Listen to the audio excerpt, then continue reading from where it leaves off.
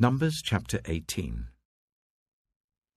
The Lord said to Aaron, "You, your sons, and your family are to bear the responsibility for offences connected with the sanctuary, and you and your sons alone are to bear the responsibility for offences connected with the priesthood. Bring your fellow Levites from your ancestral tribe to join you and assist you when you and your sons minister before the tent of the covenant law. They are to be held responsible to you, and are to perform all the duties of the tent. But they must not go near the furnishings of the sanctuary or the altar, otherwise both they and you will die. They are to join you and be responsible for the care of the tent of meeting, all the work at the tent, and no one else may come near where you are. You are to be responsible for the care of the sanctuary and the altar, so that my wrath will not fall on the Israelites again. I myself have selected your fellow Levites from among the Israelites as a gift to you, dedicated to the Lord to do the work at the tent of meeting. But only you and your sons may serve as priests in connection with everything at the altar and inside the curtain. I am giving you the service of the priesthood as a gift. Anyone else who comes near the sanctuary is to be put to death." Then the Lord said to Aaron, "I myself have put you in charge of the offerings presented to me. All the holy offerings the Israelites give me, I give to you and your sons as your portion, your perpetual share. You are to have the part of the most holy offerings that is kept from the fire. From all the gifts they bring me as most holy offerings, whether grain or sin or guilt offerings, that part belongs to you and your sons. Eat it as something most holy. Every male shall eat it. You must regard it as holy. This also is yours. Whatever is set aside from the gifts of all the wave offerings of the Israelites, I give this to you and your sons and daughters as your perpetual share. Everyone in your household who is ceremonially clean may eat it. I give you all the finest olive oil and all the finest new wine and grain they give to the Lord as the first fruits of their harvest. All the land's first fruits that they bring to the Lord will be yours. Everyone in your household who is ceremonially clean may eat it. Everything in Israel that is devoted to the Lord is yours. The first offspring of every womb, both human and animal, that is offered to the Lord is yours. But you must redeem every firstborn son and every firstborn male of unclean animals. When they are a month old, you must redeem them at the redemption price set at 5 shekels of silver, according to the sanctuary shekel, which weighs 20 gerahs. But you must not redeem the firstborn of an ox, a sheep, or a goat. They are holy. Splash their blood against the altar, and burn their fat as a food offering, an aroma pleasing to the Lord. Their meat is to be yours, just as the breast of the wave offering and the right thigh are yours. Whatever is set aside from the holy offerings the Israelites present to the Lord, I give to you and your sons and daughters as your perpetual share. It is an everlasting covenant of salt before the Lord, for both you and your offspring." The Lord said to Aaron, "You will have no inheritance in their land, nor will you have any share among them. I am your share and your inheritance among the Israelites. I give to the Levites all the tithes in Israel as their inheritance in return for the work they do while serving at the tent of meeting. From now on, the Israelites must not go near the tent of meeting, or they will bear the consequences of their sin and will die. It is the Levites who are to do the work at the tent of meeting and bear the responsibility for any offences they commit against it. This is a lasting ordinance for the generations to come. They will receive no inheritance among the Israelites. Instead, I give to the Levites as their inheritance the tithes that the Israelites present as an offering to the Lord. That is why I said concerning them, they will have no inheritance among the Israelites. The Lord said to Moses, Speak to the Levites and say to them, When you receive from the Israelites the tithe I give you as your inheritance, you must present 1/10 of that tithe as the Lord's offering. Your offering will be reckoned to you as grain from the threshing floor, or juice from the winepress. In this way you also will present an offering to the Lord from all the tithes you receive from the Israelites. From these tithes you must give the Lord's portion to Aaron the priest. You must present as the Lord's portion the best and holiest part of everything given to you. Say to the Levites, When you present the best part, it will be reckoned to you as the product of the threshing floor or the winepress. You and your households may eat the rest of it anywhere, for it is your wages for your work at the tent of meeting. By presenting the best part of it, you will not be guilty in this matter. Then you will not defile the holy offerings of the Israelites, and you will not die.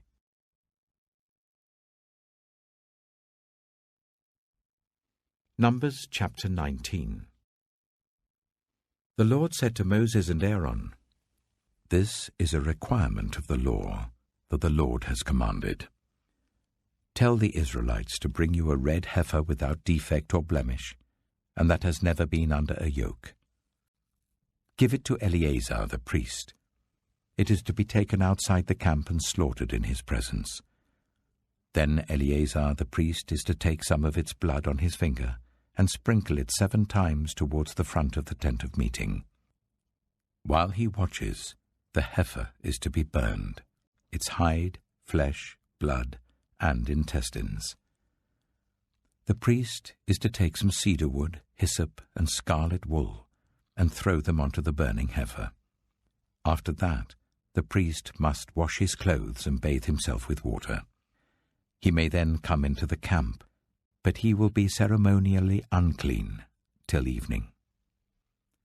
The man who burns it must also wash his clothes and bathe with water, and he too will be unclean till evening.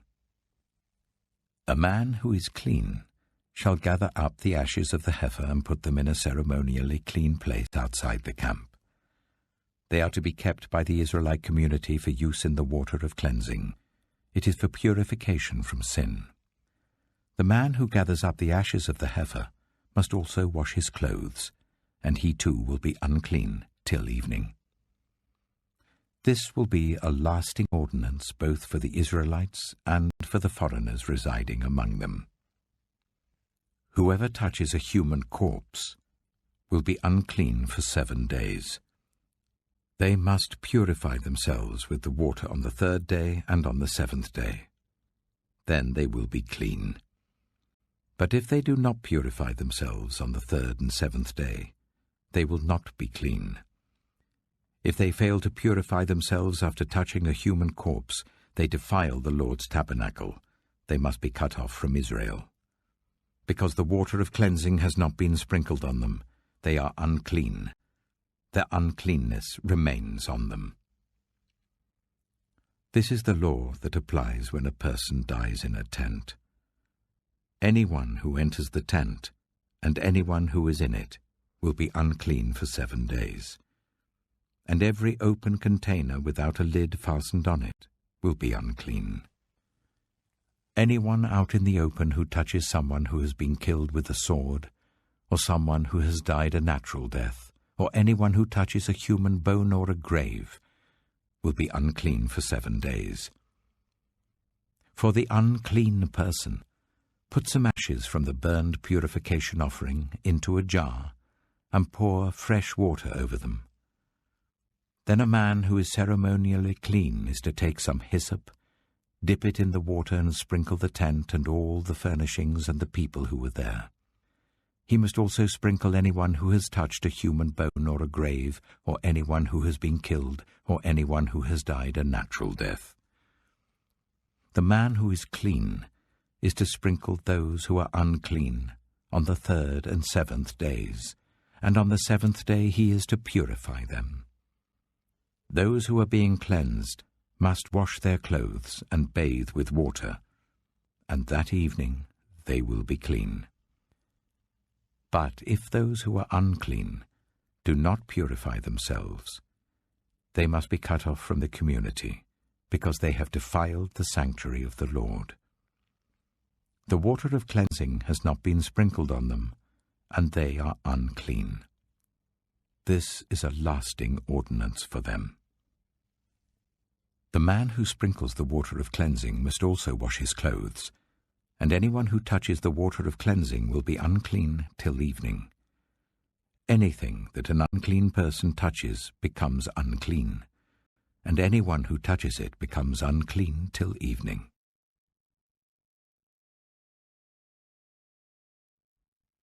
Numbers chapter 20. In the 1st month, the whole Israelite community arrived at the desert of Zin, and they stayed at Kadesh.